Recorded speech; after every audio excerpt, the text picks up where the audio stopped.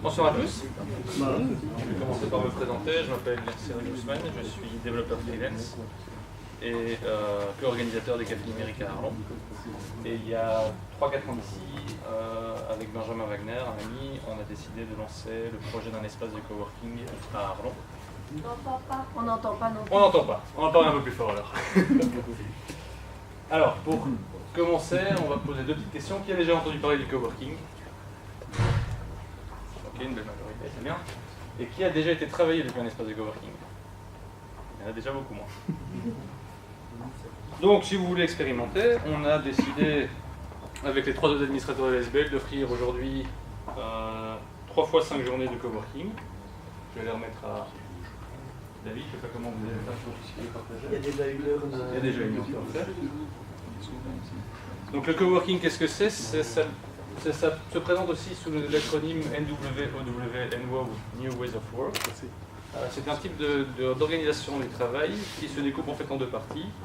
Donc la mise à disposition d'un espace de travail partagé qui est équipé. Ça se traduit généralement par un open space, une ou des salles de réunion, un espace cafétéria détente, et alors aussi et surtout une communauté, un réseau de travailleurs qui décident de travailler dans un espace communautaire et donc de partager un certain nombre de choses ensemble. L'espace de travail partagé, donc, comme je le disais, il est similaire à un open space d'entreprise dans la plupart des cas. Ce n'est pas toujours le cas, mais c'est assez fréquent. Et donc on met à disposition l'espace de travail, des bureaux, des chaises ergonomiques le plus souvent. Il y a encore Benoît qui fait des blagues, je vois. Ça fait marrer par là. Un accès Internet généralement de bonne qualité, sinon ça ne tient pas le coup. Des imprimantes et alors éventuellement d'autres types de matériel. Et la plupart du temps, le café est gratuit. Ce sera le cas chez nous, ça sera pas le cas chez tout le monde. Alors la communauté, elle sert à quoi? Elle sert à mettre en relation les coworkers. Donc vous êtes travailleur, vous décidez de travailler depuis un espace de coworking et de temps en temps vous vous retrouvez face à une situation problématique. Par exemple, vous devez réaliser un flyer commercial. L'idée du coworking, c'est aussi de faire du business de coworker à coworker. Et donc il y a un animateur qui est présent, qui est censé bien connaître sa communauté et ses coworkers, et il doit pouvoir être capable de mettre en relation deux personnes. Donc une personne qui a un besoin et une personne qui peut y répondre. La communauté est animée par toute une offre d'animation qui peut être interne ou externe. L'animation interne sera souvent organisée par l'hôte lui-même. Ça peut être des conférences, des ateliers, qui peuvent être présentés soit par des personnes externes, soit par des membres de la communauté. Et l'animation externe, c'est simplement la mise à disposition de l'espace, souvent en soirée ou en week-end, pour l'organisation d'autres activités qui ne sont pas pilotées directement par l'espace de coworking.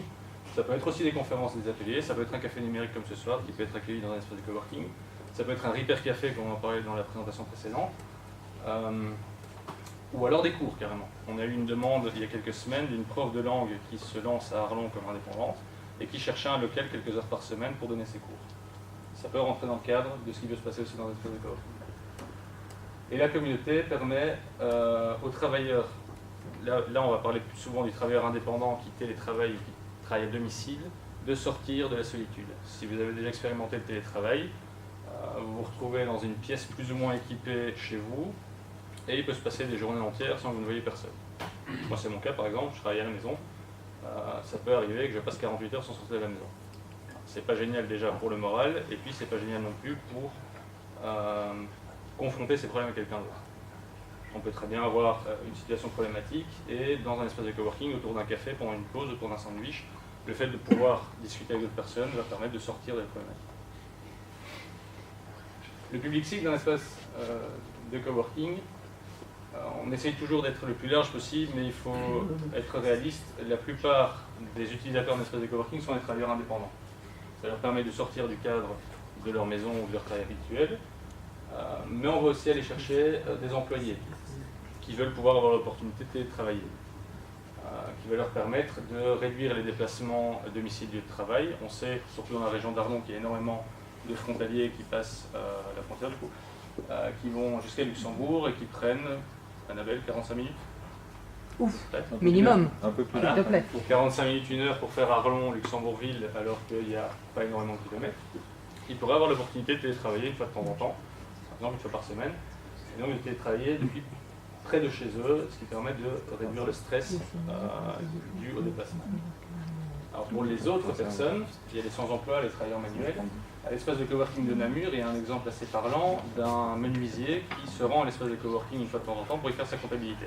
Ça lui permet lui aussi de sortir de son cadre de travail habituel pour effectuer une autre tâche que son travail habituel.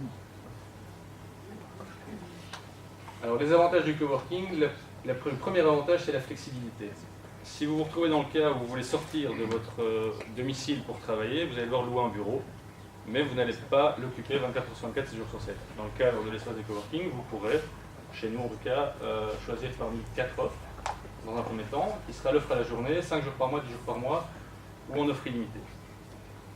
Mais puisqu'on veut être le plus flexible, possible, on a aussi décidé de pouvoir fournir d'autres offres sur mesure. Donc si un coworker vient nous voir et nous dit « moi j'ai besoin de 3 jours par mois », on ne va pas lui claquer la porte au nez, on va essayer de trouver une solution. Le coworking, c'est aussi une solution pour les travailleurs nomades. On a rencontré pas mal de commerciaux et de journalistes qui se déplacent un peu partout dans la province et qui cherchent des points de chute. Soit pour travailler quelques heures sur leur ordinateur portable, soit pour rencontrer un client ou une personne qui sont en train d'interviewer. La plupart du temps, les journalistes qu'on a rencontrés nous ont dit on va dans un café. Alors, dans un café, il y a parfois une connexion Internet, quand il y en a une.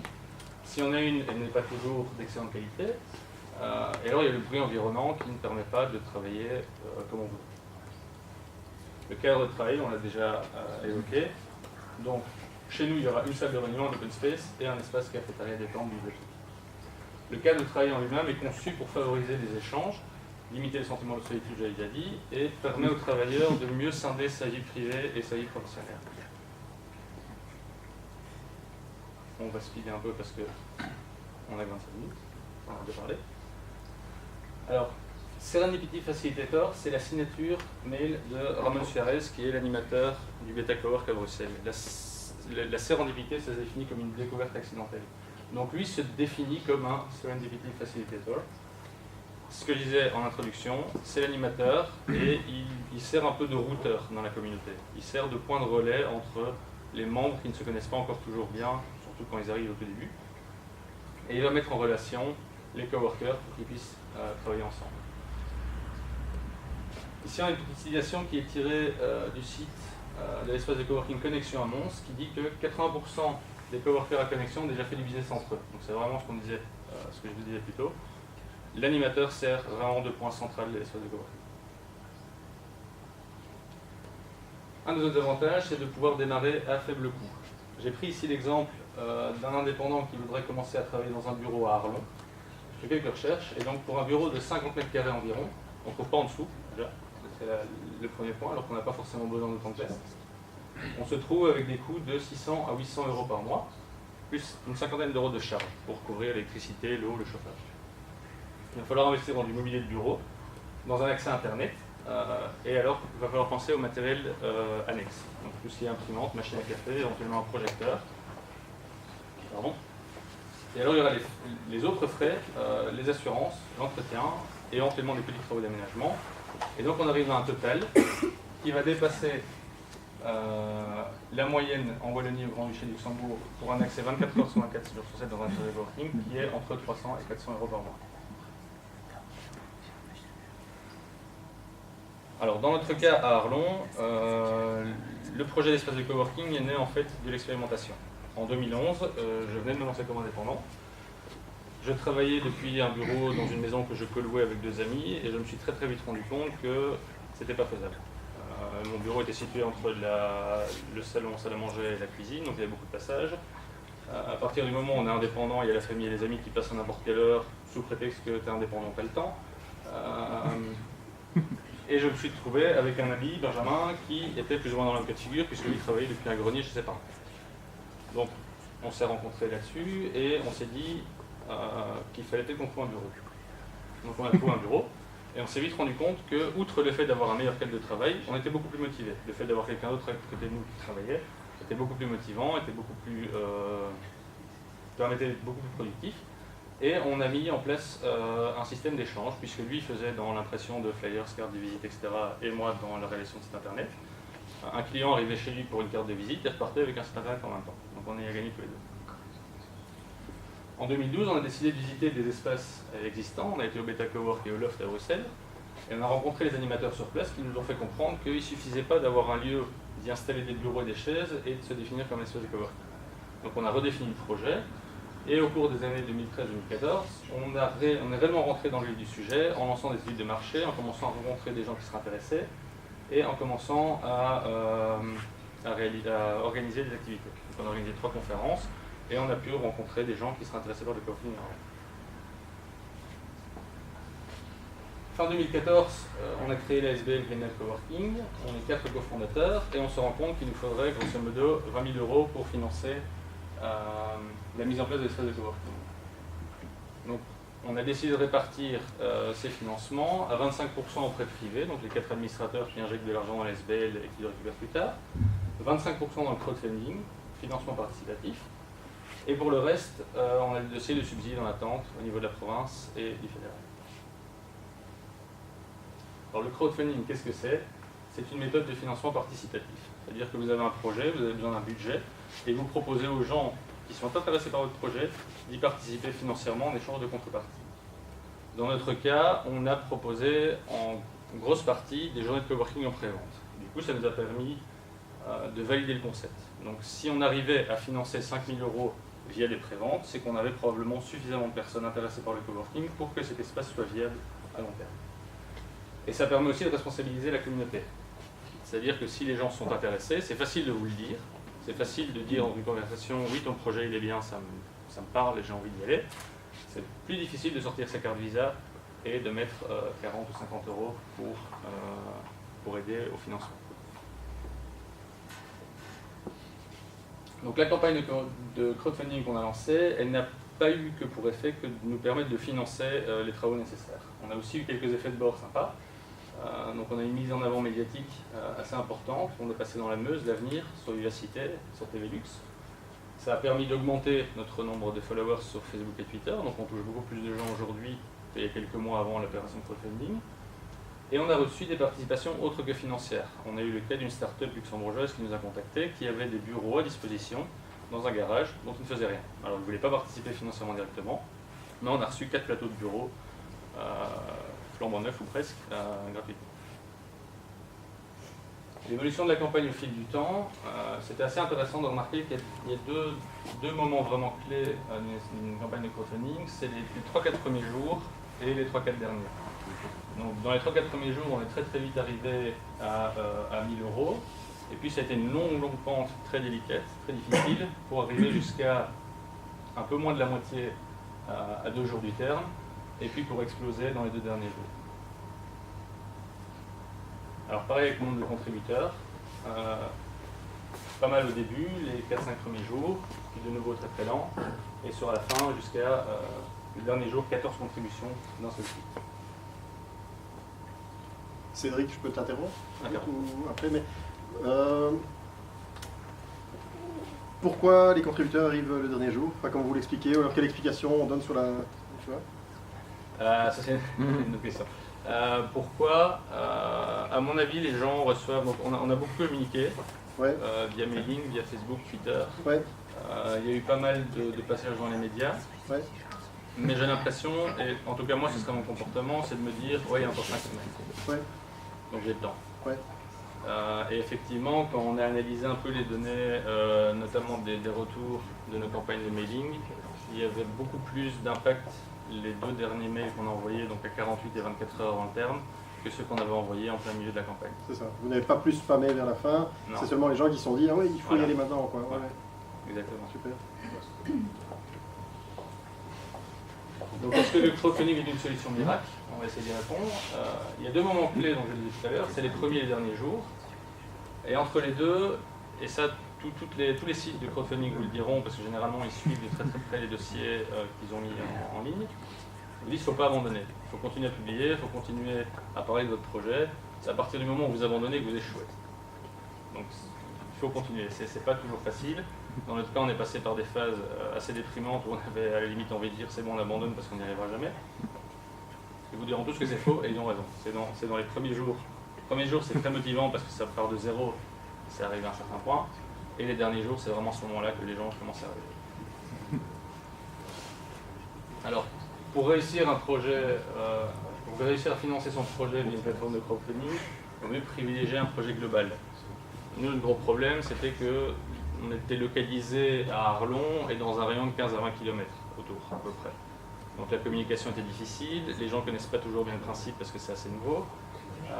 Et vu qu'on se concentrait sur une petite zone, on n'avait pas énormément de contributeurs potentiels. Alors le crowdfunding, il faut convaincre son public cible pour lui dire on a un projet, on a besoin de le financer, il faut participer. Maintenant, si vous allez dans une banque, il va d'abord falloir convaincre le banquier avant de convaincre votre public.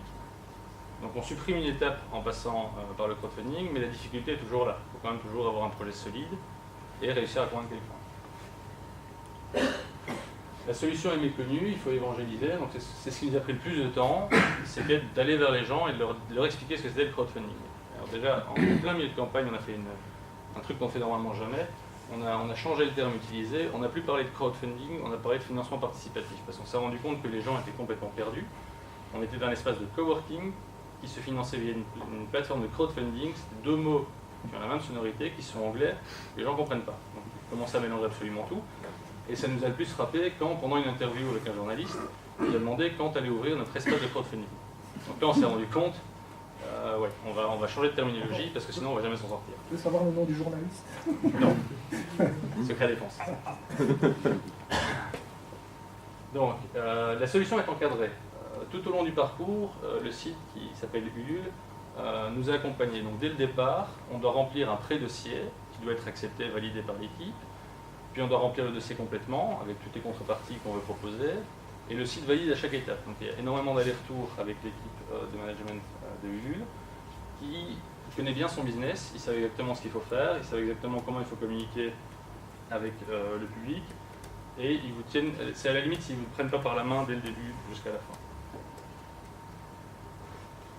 Et alors, point suivant, les contreparties doivent séduire. Fatalement, vous demandez aux gens de sortir leur carte Visa, il faut qu'ils aient un retour, il faut qu'ils aient quelque chose qui les intéresse. Donc dans notre cas, Ulule nous a conseillé de mettre un goodie, ce qu'on n'avait pas pensé au début. Au début, on avait proposé deux choses, à différents degrés, c'était des journées de coworking ou de l'affichage publicitaire. On est parti du concept qu'on avait des murs énormes et que ça ne nous coûtait rien d'aller mettre un cadre avec une publicité pour une entreprise d'accueil. Et lui nous a conseillé de mettre un goodie sympa. Donc nous on a choisi le mug, on met des mugs là aujourd'hui. Toi qui les as, oui. Donc on a fait des mugs, on ne les a pas encore fait, on a proposé des mugs avec le logo. Et on s'est rendu compte qu'il y a énormément de gens qui voulaient juste un mug, juste pour dire j'ai participé, mais parce qu'ils trouvaient ça sympa. Alors les leçons qu'on a retenues de cette campagne de crowdfunding sont nombreuses. La première, c'est que le premier cercle est facile à obtenir. Le premier cercle, c'est quoi? Dans à peu près tous les sites de crowdfunding, ils vont vous faire vous fournir une documentation. Ils parlent de trois cercles. Le premier cercle, noyau dur autour de votre projet. Bah, celui-là est très facile à obtenir. C'est très facile à demander à un ami, j'ai besoin d'un coup de main pour mon projet, ne serait-ce que 5 € pour dire d'avoir une participation. Il faut communiquer en permanence. On a publié beaucoup plus pendant les 5 semaines de cette campagne que pendant les 6 mois précédents. On a essayé de trouver des articles intéressants, on a essayé de tourner l'information d'une manière à attirer les gens et à leur faire prendre conscience que notre projet tenait la route, il avait son intérêt à Arlon, là où on voulait le positionner, mais qu'on avait besoin d'un coup de main pour le démarrer. Alors pour communiquer, il ne faut pas faire de copier-coller. On a envoyé des centaines de mails, que ce soit à nos proches ou à des gens un peu plus éloignés. Le copier-coller, ça se sent tout de suite. Quand on commence un email par salut à tous, ou par ce genre de choses, ça a un impact assez négatif sur la personne qui le lit. Elle ne se sent pas vraiment privilégiée, donc elle ne va pas lire de manière super attentive. On nous avait conseillé aussi de réaliser une vidéo d'introduction. On n'a pas suivi ce conseil au tout début, on a probablement eu tort. C'est effectivement un bon moyen de toucher rapidement les gens. Une vidéo de 30 secondes ou 1 minute, c'est vite vu, c'est vite consommé, c'est vite intégré. Ça aura beaucoup plus d'impact qu'un petit paragraphe de texte explicatif. Et alors il faut profiter de son réseau. Dans notre cas, notre réseau c'était principalement constitué du Café Numérique Arlon. On en a bien profité puisque juste après le lancement de la campagne de crowdfunding, il y avait un Café Numérique qui était organisé. On a sauté sur l'occasion, on a fait des flyers qu'on avait déposés sur toutes les chaises avant l'entrée, on a fait une petite présentation rapide avant le Café Numérique et ça nous a permis de discuter après autour d'une bière avec les gens pour parler de notre projet. Alors idéalement, ce qu'on n'a pas fait non plus, c'est pour ça qu'on est là, c'est pour expliquer nos erreurs aussi, c'est de démarrer avant la campagne. Je le disais tout à l'heure, le premier cercle, il est super facile à obtenir. Nous, on a obtenu nos 5 premiers participants qui nous permettent de sortir d'une espèce de bulle où on n'est pas vraiment visible sur le site dès le deuxième jour, mais on aurait pu le faire avant. On aurait pu contacter 20 ou 30 personnes dans notre réseau proche en leur disant voilà, demain on lance et c'est demain qu'on a besoin d'un coup de main. On n'a pas fait. Il faut bien préparer sa communication, ce qu'on n'a pas fait non plus. On a un petit peu improvisé, c'est-à-dire que dès le jour où la campagne était en route, on a seulement commencé à contacter les journalistes. Et les journalistes réagissent en fonction de leurs impératifs rédactionnels, en fonction de leurs horaires. Ce qui fait qu'on a eu un reportage TVX qui a été tourné la première semaine de la campagne de crowdfunding, qui n'a été diffusé que la dernière semaine. Donc on aurait probablement dû prendre le téléphone bien plus tôt pour contacter les journalistes et les prévenir, voilà, il y a bientôt un truc qui se passe, on va avoir besoin de votre soutien. Il ne faut pas faire de calcul comme ça. Donc la somme d'argent manquant divisée par le nombre de jours restants égale la moyenne journalière à atteindre. Quand on est dans une campagne de crowdfunding, on arrive très très vite à une espèce de toc, c'est-à-dire d'appuyer sur refresh en permanence. Je vois qu'il y a madame qui sait de quoi je parle. Donc c'est un petit peu le toc du crowdfunder, c'est de surveiller en permanence les stats. Ça sert à rien, c'est pas ça qui va amener de la participation. Mais pourtant, c'est des calculs que j'ai faits et qu'on a fait tous ensemble aussi. On s'est dit, à un moment donné, on était au 4/5e de la campagne, on était à moins de 50% de l'objectif. On a fait ce calcul-là, on arrive à la conclusion qu'on n'y arrivera pas. Heureusement, on ne s'est pas laissé avoir, parce que sinon on aurait abandonné, on aurait peut-être baissé les bras, laissé tomber la communication, et on ne serait peut-être pas arrivé. Donc ça, c'est à éviter. Les likes et les retweets, c'est facile à obtenir, mais ça ne veut rien dire. Donc dès le début, on a commencé à diffuser, on a obtenu des dizaines, voire des cinquantaines de likes et de retweets sur certaines de nos publications. Évidemment, ça fait plaisir, mais c'est pas ça qui va faire réussir la campagne.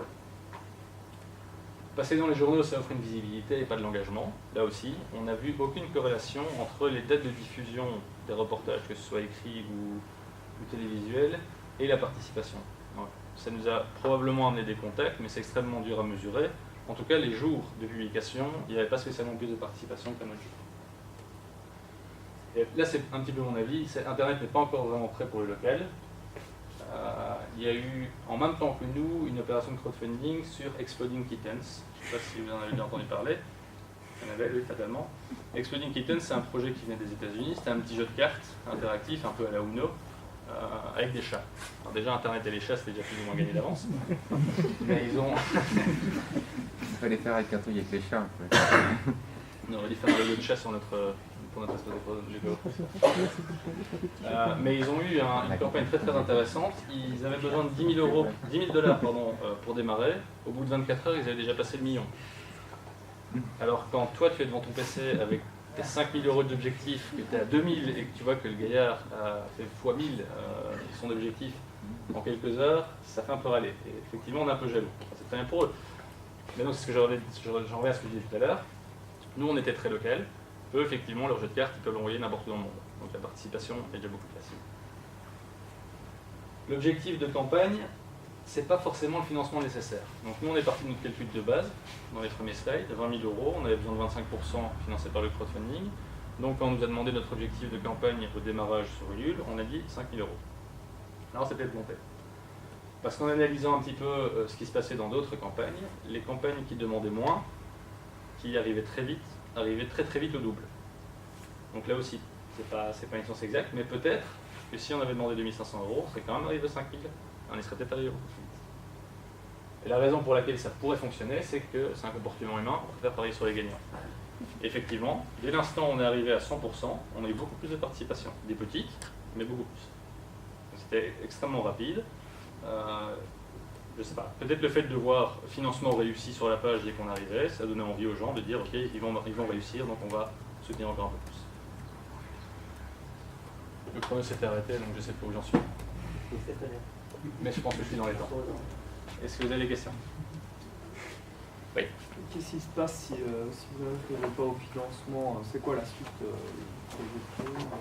Si on n'arrive pas au financement, si on n'arrive pas aux 5 000 €, qu'est-ce qui se passe au niveau de la communication sur le site Alors ça dépend des plateformes. Dans le cas de celle qu'on avait choisie, c'était tout ou rien. Donc si on arrivait à 4 999 € à la fin, chacun des contributeurs récupérait sa part et on avait... Bon, fatalement, on ne serait pas laissé avoir à 1 € près ou même à 100 € près, on aurait mis de notre poche pour compenser. Le soir de la dernière journée, on était donc... au matin, on était donc à 2500 €, donc on était à la moitié. On a décidé de faire une réunion à 20 h pour décider de ce qu'on faisait.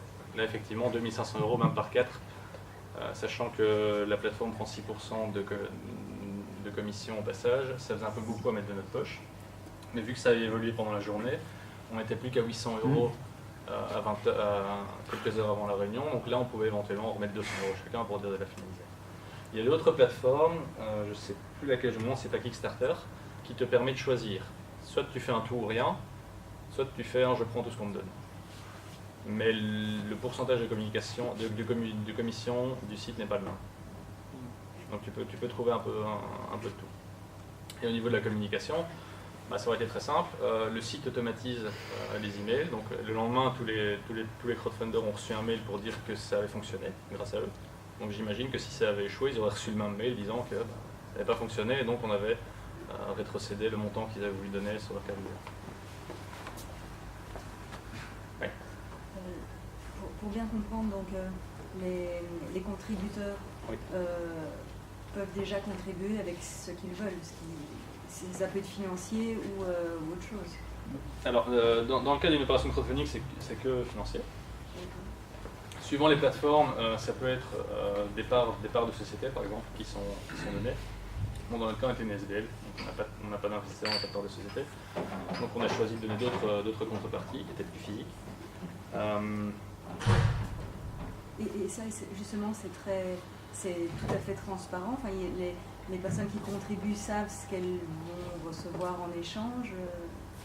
Alors, mais non, il est probablement plus en ligne en fait.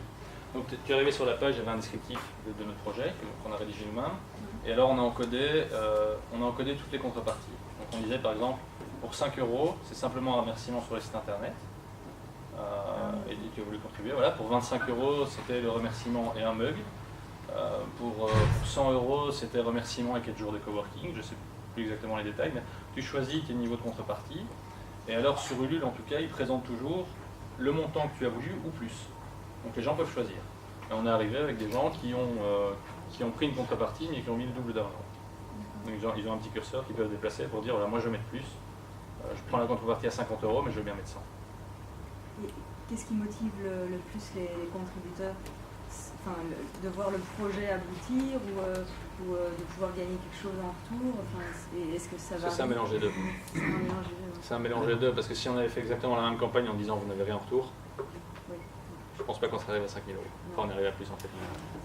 Ça peut juste être voilà, quelqu'un qui trouve que le projet non, il faut est toujours génial. Une carotte. Hein. Il faut toujours quelque chose pour intéresser, il faut toujours un retour. Donc là, si tu comptes tout, on est plus ou moins vraiment 5 000 €. Donc on avait un objectif de 5 000 €. On est arrivé à 5 726 au terminus, desquels il faut retirer les 6% de commission de la plateforme de crowdfunding, et desquels on va devoir retirer aussi une cinquantaine de mugs qu'on va devoir faire fabriquer, et faire livrer et puis envoyer. Donc tu n'arrives pas tout à fait aux 5 000, mais ce qui nous intéressait plus, outre les 5 000 €, parce qu'à la limite on aurait pu les trouver ailleurs, ce qu'on voulait vraiment c'était engager les gens dès le départ. Leur dire voilà, si vous voulez vraiment que ça arrive ici à Arlon, il faut commencer à se bouger, et on a besoin que vous vous bougez. Et nous ça nous envoie un signal très positif, parce qu'on a quand même eu 78 contributeurs sur une région géographique assez restreinte, qui n'est pas forcément réputée pour sa facilité à bouger sur certains projets. Je suis un peu critique envers ma ville, mais il faut être honnête, c'est comme ça. C'est filmé encore ça ou Ce sera coupé au montage. Donc voilà, c'est pas forcément la ville la plus motivée du monde pour ce genre de truc. Donc pour nous, c'est déjà une énorme victoire, outre les 5 700 €, d'avoir 78 participants. Ça prouve qu'il y a un intérêt pour notre projet, il y a quelque chose qui peut se créer autour de ça. Est-ce que les participants peuvent retirer leur contribution avant la validation du projet? Est-ce que c'est arrivé? Ça j'en sais rien. D'accord. On n'a pas eu le cas, tant mieux. On n'a pas eu le cas, donc je ne sais pas. J'imagine que oui. normalement, c'est comme un achat normal, et en tant que particulier, tu as un droit de rétractation de l'objet agent de règlement, mais on n'a pas une carte, donc je ne saurais pas dire. Ok. Après, il faut se méfier aussi. Nous, c'est une plateforme qui était en France, c'est des lois européennes, donc j'imagine qu'ils doivent les suivre. Il y en a d'autres qui sont hébergés aux États-Unis, qui sont peut-être pas sous la même législation. Donc il n'y a peut-être pas ce genre de protection des consommateurs aux États-Unis. Désolé. Pas d'autres questions? Oui. De ces contributeurs, ce que je voulais essayer de trouver, c'était l'avis éventuellement de la communauté qui veut essayer que vous créez le coworking sur la fin. De ces 38 contributeurs, vous avez combien de ces personnes-là ont mis une contribution suffisante que pour pouvoir dire nous on veut déjà acheter des jours de coworking Au moins 50%. 50% sont des futurs clients éventuellement. Voilà. En fait, la contrepartie qui est le plus de succès, c'est 2 journées d'essai. On offrait 1 jour, 2 jours, puis après on montait jusqu'à 1 an. C'est vraiment cette stat-là qui est intéressante parce que si effectivement. vous avez vendu. Ouais, j'ai pas pensé à la mettre dans les slides, mais effectivement, le split entre. 77 mugs, il y a un mec. Le mug était d'office un client. Oui, c'était des paliers, et le mug faisait partie de la plupart des contributions. Donc ça, on va devoir en faire un paquet. Mais on a eu énormément de gens qui veulent les donner d'essai. Et on a vendu, ça c'est peut-être important à dire aussi, 1 an de coworking. Donc il y a un contributeur qui a pris 1 an de coworking d'avance. Ce qui pour nous aussi est génial, parce que ça, c'est un client long terme. C'est pas quelqu'un qui va venir 3 jours, et puis il ne plus jamais revenir. Oui. Est-ce qu'à un moment, tu comptes passer en société commerciale et développer le concept à d'autres villes ou rester local en ASBL à Arlon? C'est quoi l'objectif? L'objectif, c'est pas de partir en société commerciale. On est une ASBL et on y tient. Tout simplement parce qu'on n'a pas d'objectif de récupération personnelle derrière. On a envie qu'un espace de coworking arrive à... Ça fait beaucoup trop longtemps qu'on critique la France de Luxembourg parce qu'il ne s'y passe entre guillemets jamais rien. On n'a pas envie de faire ça pour le pognon, on a vraiment envie qu'un espace... Ça part d'un besoin personnel. Donc, si tu te rappelles l'historique au début, je serais le premier client d'espace de coworking. Parce que j'en ai besoin. Il y a Benjamin aussi, et probablement Yves aussi. Donc ça part vraiment de notre besoin à nous, mais on n'a pas... c'est pas notre boulot de faire ça. On a envie de pouvoir engager un animateur à temps plein pour s'en occuper quand on sera suffisamment stable financièrement pour le faire. Après, quant à l'idée de l'étendre, c'est une autre question. On est en partenariat avec NGE, qui est une association qui fait du développement territorial en France de Luxembourg. Et dans leur projet, ils ont le réseau Smile, qui est un... Pardon. Où est-ce que ça a coupé? Il y a du bruit derrière, je ne te vois pas. Il y a plus de Évidemment. Allez, bouge un peu. Voilà. Donc je disais, on travaille avec NGE. Dans leur carton, ils ont le projet du réseau Smile. Et ce sera un réseau d'espaces de coworking et d'espaces de bureaux partagés partout en France de Luxembourg. Et là aussi, ils partent de leurs besoins personnels. Ils sont 5 ou 6 employés. Ils ont un bureau à Livramont, mais ils se déplacent tous les jours de la semaine partout en France de Luxembourg. Et la plupart du temps, ils ne savent pas où débarquer. Donc ils ont mis en place ce réseau. On a rejoint le réseau en tant qu'espace à Arlon. Je sais qu'il y a un projet ici sur Marche qui est en train de se mettre en place. Ils ont déjà des bureaux partagés à Livramont. Il y en a aussi à Saint-Léger, donc c'est le niveau tout près d'Arlon. Donc pour l'instant, il y a 5 ou 6 endroits, et à Tuy. Voilà. À Tuy, il y a un business center qui vient de venir.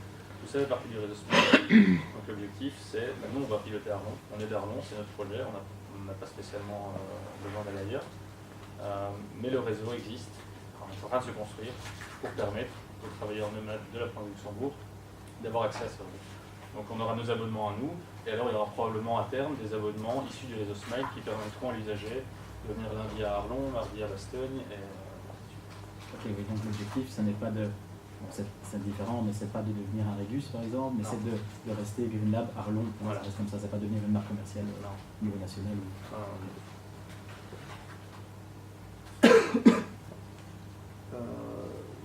Tu as beaucoup parlé d'animateurs, d'animation sur des espaces de coworking.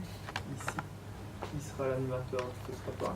Alors, dans un premier temps, on va devoir faire ça en tant que les 4 administrateurs. On va se relayer en bénévolat, jusqu'à ce qu'on arrive à un point où on est stable financièrement et on puisse engager quelqu'un pour le faire. Donc l'idée, c'est d'avoir un community manager qui soit là à temps plein, qui se charge de la gestion quotidienne de l'espace, qui se charge de l'animation, qui se charge des réservations de la salle de réunion, de la facturation des membres, des abonnements des membres, etc., etc. Mais dans un premier temps, on va partir sur du bénévolat. Donc là, on a déjà plus ou moins déterminé, on est 4. On s'est tous débloqués un jour sur la semaine. Le 5e jour, on va devoir trouver une solution miracle.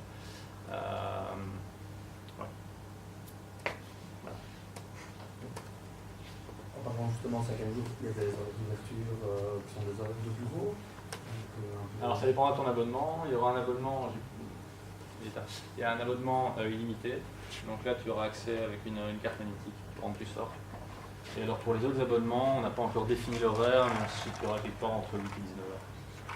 Et là aussi, l'espace de coworking, c'est sa communauté.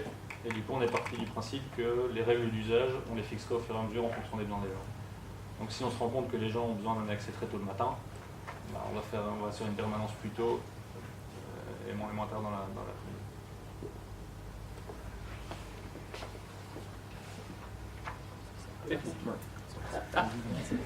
Est-ce que tu ne penses pas qu'à un moment donné, il y aura une bulle par rapport au crowdfunding, parce que justement c'est un peu le désinvestissement des pouvoirs publics et on essaye d'encourager le crowdfunding quelque part, c'est un impôt déguisé, voilà. Et d'ailleurs ils essayent de faire passer certains projets en crowdfunding. Voilà. Et donc il va y avoir de plus en plus de projets puisque les pouvoirs publics s'en vont. Et ça demande évidemment toute une série de compétences en matière de communication. Et donc il y a des groupes qui vont se casser la gueule. Ouais, effectivement. C'est un peu autorégulé pour l'instant. Donc comme je disais, sur Ulule, tu dois d'abord remplir un pré-dossier avant de remplir le dossier, avant de passer en ligne. Donc tu as quand même plusieurs étapes de validation. Pour ça, j'ai confiance dans les plateformes qui font ça, ils savent ce qu'ils font, ils ont crowdfundé 50, 100, 200, je ne sais pas combien de projets, donc ils savent plus ou moins où ils vont. Effectivement, c'est un risque. Maintenant, c'est une belle façon aussi de financer les projets, parce que finalement, tu choisis où tu mets ton argent. Tu ne vas pas crowdfunder un projet qui ne t'intéresse pas. Donc quelque part, c'est un peu plus équitable que de filer ton pognon à l'État qui va les distribuer dans 50 projets, dont 25 qui ne te parlent absolument pas, ou tu n'y crois pas, ou tu sais que ça va se casser la figure pour une raison ou pour une autre. Quelque part, c'est un peu plus une démocratie directe à ce moment-là. Ben bon, là c'est du politique et ça me concerne que moyennement, donc on va peut-être pas s'étendre là-dessus. C'est un risque, oui, mais personnellement ça me fait pas peur en tout cas. C'est pas le genre de truc qui m'inquiète. J'aime bien le principe du crowdfunding. Donc là on a fait une campagne en tant que crowdfunding. Je sais pas comment ça se dit. J'ai participé au financement d'autres trucs avant ça. Et je trouve le principe chouette d'impliquer ton utilisateur final dès le départ. C'est un peu le teaser, c'est un peu faire du marketing de manière indirecte plutôt que de faire de la publicité sur grand écran. Et ça permet de valider, comme je le disais tout à l'heure, ton projet beaucoup plus tôt. Donc au lieu de mettre ça sur papier, de faire un beau business plan et un beau business model, parce que finalement tu mets un peu ce que tu veux là-dedans, d'aller convaincre un gars en costume cravate dans une banque pour te filer 20 000 € pour lancer ton projet, et puis te rendre compte qu'au final, ton public définitif n'est pas intéressé par ton idée. Bah, tu as perdu du temps, tu as perdu de l'argent, alors que ça aurait été validé beaucoup plus tôt.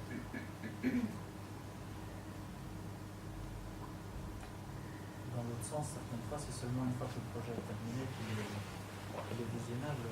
Il y a beaucoup de films qui se financent en crowdfunding et qui ne sont pas faits. Et si ça avait été fait, peut-être que ça toucherait énormément de personnes. Mais certaines fois, les personnes n'ont pas suffisamment de compétences pour faire en sorte que le crowdfunding se passe bien. Là aussi, c'est un peu le principe d'autorégulation qui gère Internet depuis des années. C'est l'automodération et à ce moment-là, c'est à l'usager d'être intelligent, de voir que dans la description, ça correspond à un truc sérieux ou pas. C'est parfois un peu délicat, mais c'est ni plus ni moins que... en tout cas, c'est pas pire que d'aller investir de l'argent, réaliser le film et puis se rendre compte que c'est un mauvais film au final et qu'il n'attire personne dans la salle. Et je vous propose peut-être de continuer cette discussion-là tout à l'heure autour d'un verre. Je pense qu'on peut applaudir Céline.